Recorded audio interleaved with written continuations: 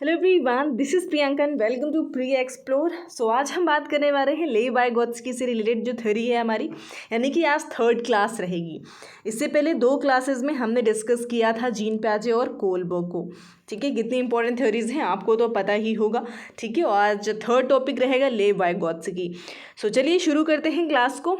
PDF तो आपको पता ही है कि पीडीएफ जो है हमारे टेलीग्राम चैनल्स पे अपलोड होती हैं, जो कि हैंड रिटन नोट्स हैं। ठीक है, और ये पीडीएफ्स आपको टेलीग्राम से ही ईजिली मिल जाएंगी। और ये जो क्लासेस है ना, जिससे कुछ लोग परेशान हैं कि क्या हमें एसटेट यूपी टेट के लिए अलग से क्लासेस लेनी है क्या, तो बिल्कुल नहीं। देखिए, कुछ थ्योरीज आपकी, जैसे कि हम अभी 2 ही थ्योरी हमने डिस्कस करी हुई है, तीसरी आज हम डिस्कस कर रहे हैं।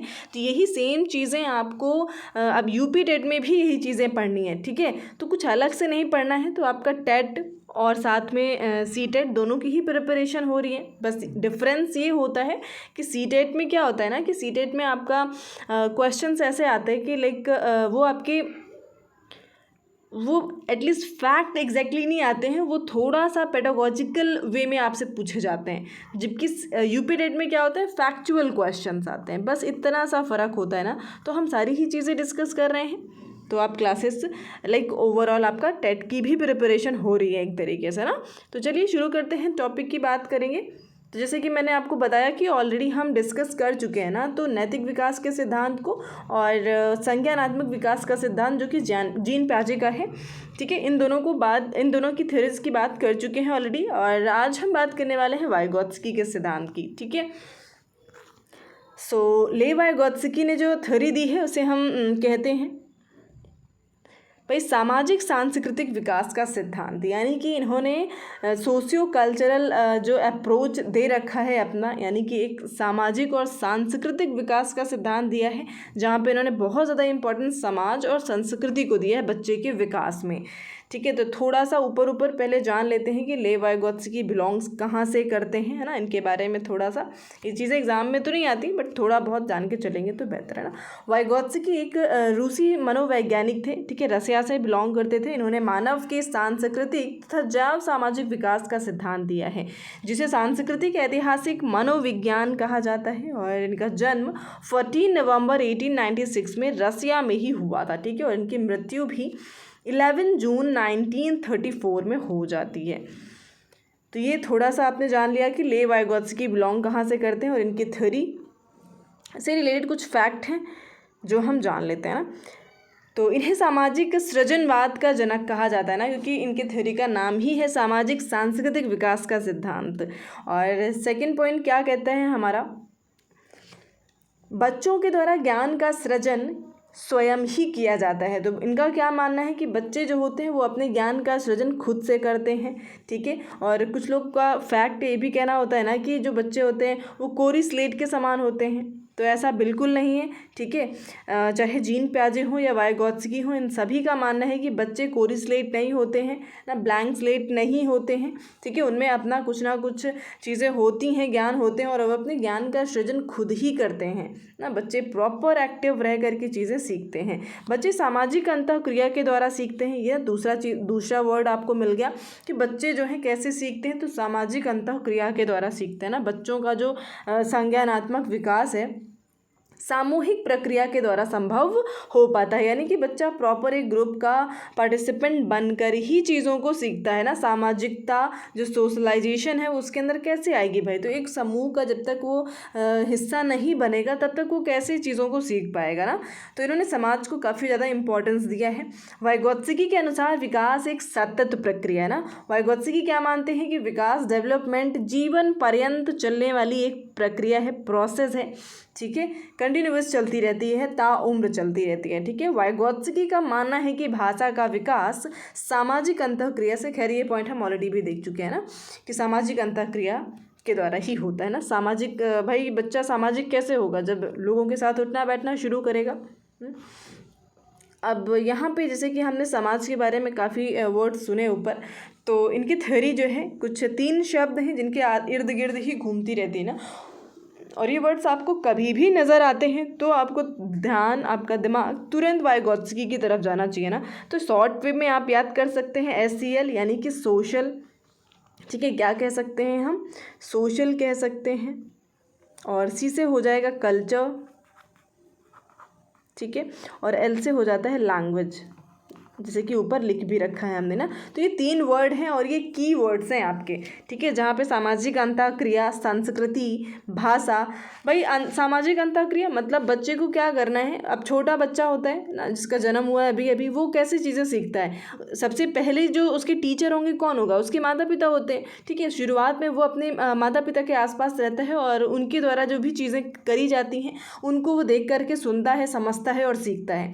तो ये चीज़ें इंपॉर्टेंट हो जाती हैं। दूसरा कल्चर, तो एक मतलब इस अगर इंडिया में ही आप देख लीजिए ना, तो हर बच्चा किसी ना किसी अलग अलग कल्चर से बिलोंग करता है और उनका डेवलपमेंट भी लेकिन उनके कल्चर के अकॉर्डिंग ही चीज़ें होती हैं, ठीक है। तो विकास पे काफ़ी ज़्यादा प्रभाव बच्चे के कल्चर का भी पड़ता है ना। हर कल्चर में बच्चा अलग अलग चीज़ें सीख रहा होता है, समझ रहा होता है। और लैंग्वेज का भी सेम यहाँ पे देखते हैं तो पार्टिसिपेशन होता है ना। भाई भाषा नहीं आएगी तो बच्चे में समझ कैसे डेवलप होगी। जब तक बच्चे भाषा को नहीं सीखते हैं उनके अंदर उनकी समझ का विकास हो ही नहीं सकता है, ठीक है। आखिर वो मान लीजिए दिमाग में कुछ सोचते भी हैं ना, तो उसके लिए भी तो भाषा की ज़रूरत होगी, ठीक है। तो बच्चे में समझ बनाने के लिए उसको समाज के साथ अंतःक्रिया करना ज़रूरी है और अंतःक्रिया करके वो एक प्रॉपर एक लैंग्वेज को सीखते हैं, एक भाषा को एक्वायर करना शुरू कर देते हैं शुरुआत से ही, जो उनके विचारों को भी डेवलप करती है, ठीक है। और वो सामाजिक अंतःक्रिया में भी पार्टिसिपेट करने के लायक बनते हैं इस तरीके से। तो ये 3 टर्म्स हैं जिनका बहुत ज़्यादा इंपॉर्टेंस है ले बाय गॉत्स्की को लेकर के। तो इन चीज़ों को आप दिमाग में बिठा करके चलेंगे, ठीक है। नेक्स्ट आते हैं, नेक्स्ट देखते हैं हम, जैसे कि 3 टर्म्स और हैं आपके SCL के अलावा, ठीक है। इन्हें भी समझना है हमें बहुत अच्छे तरीके से। पहला है संभावित विकास का क्षेत्र ना, जिसे शॉर्टकट में हम ZPD कह सकते हैं। अब ये क्या है समझ लेते हैं। पाड़ बांधना, इसके folding MKO, more knowledgeable other ना। तो पहले ZPD को समझना ज़रूरी है कि व्हाट इज़ ZPD। देखिए मान लीजिए आप किसी क्लास के टीचर हैं और आपकी क्लास में एक बच्चा है, ठीक है। आपके एक क्लास में एक बच्चा क्या, अगर जितने भी बच्चे होते हैं ना उन सभी को कहीं ना कहीं लाइक उनका जो विकास का क्षेत्र होता है ना, एक संभावित विकास के क्षेत्र के लिए, लाइक उस विकास के क्षेत्र को प्राप्त करने के लिए उन्हें इसके फोल्डिंग की ज़रूरत होती है, पाड़ की ज़रूरत होती है ना। कि हर बच्चा जो है उसको कहीं ना कहीं अगर आप हेल्प करते हैं चीज़ों में लेकर के, तो वो यानी कि जो गैप देख पा रहे हैं ना, जोन ऑफ प्रॉक्सिमल डेवलपमेंट, इसे ही कहते हैं ZPD। यानी कि मान लीजिए बच्चा है, बच्चा अभी यहाँ पर है ना, उसकी विचारशीलता भी इस लेवल पर है, लेकिन आपने क्या किया ना, उसे सिर्फ अभी एडिशन सब्सट्रैक्शन आता है। क्या आता है भाई, एडिशन सब्सट्रैक्शन आता है। आपने क्या किया भाई, उसको आप मल्टीप्लिकेशन डिवीज़न भी सिखाना चाहते हैं, आपने उसको थोड़ा सा पार्ट प्रोवाइड किया, हेल्प करा कि किस तरीके से भाई एडिशन क्या होता है। अगर आप रेपिटेशन एडिशन को ही मल्टीप्लिकेशन कहते हैं, ठीक है। तो इस तरीके से आप चीज़ों को अगर बच्चों की हेल्प करेंगे, उन्हें इसके फोल्डिंग प्रोवाइड कराते हैं ना, तो वो उनका जो संभावित विकास का क्षेत्र है, यानी कि वो ऑब्वियस सी बात है सीख जाएंगे भाई, है ना। अगर आप उनको प्रॉपर तरीके से पढ़ा देते हैं, समझाते हैं, तो डिवीज़न और मल्टीप्लिकेशन भी सीख जाएंगे, ठीक है।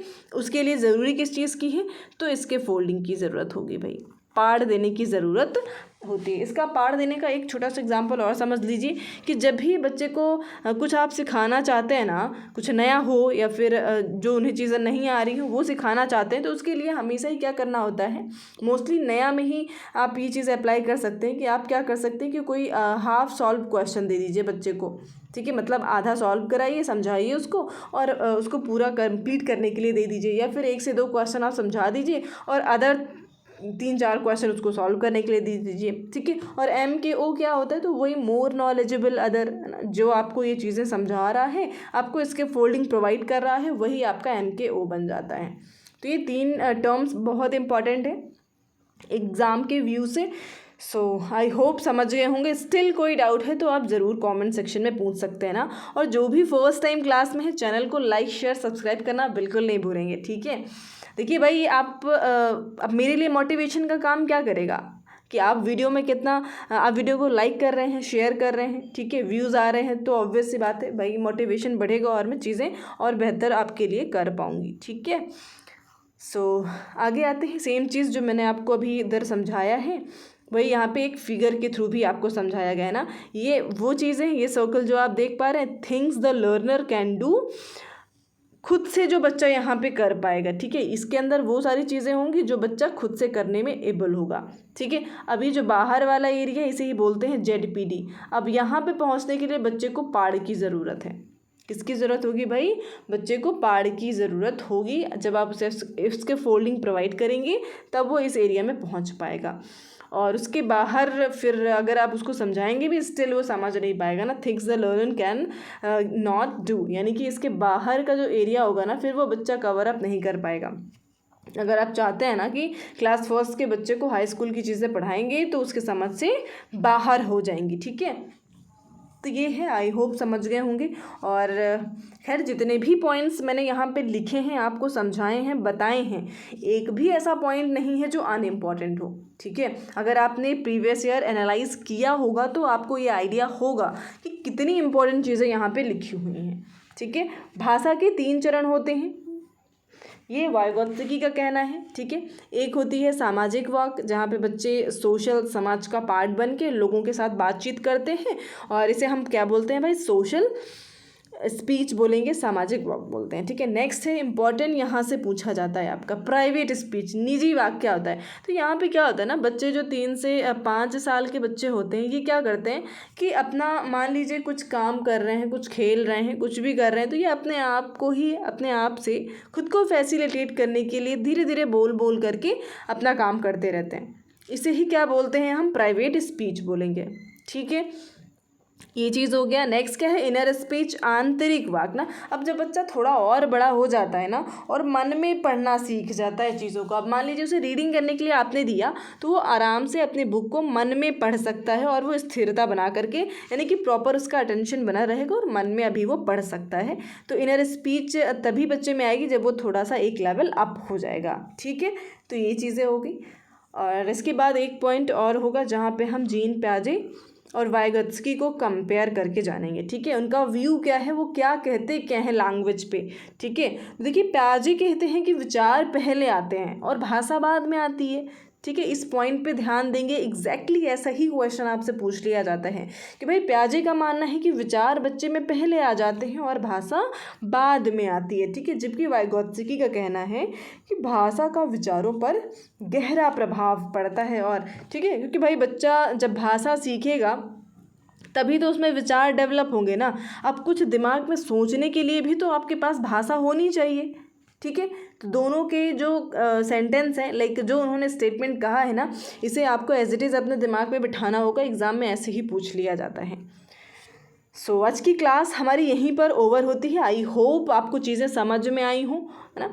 और PDF जैसे कि मैंने बताया ही टेलीग्राम से मिल जाएगा, है ना। आप अगर ज्वाइन करते हैं तो ईज़िली आप वहाँ से, आपको सारी PDFs मिल जाएंगी। और क्लासेस आपकी डेली 10 बजे सुबह, यानी कि मॉर्निंग में 10 AM पर आपकी क्लासेस अपलोड हो जाती हैं। और ये भी पता होगा कि भाई अगर फर्स्ट टाइम होंगे तो शायद नहीं पता हो, तो सुन लीजिए।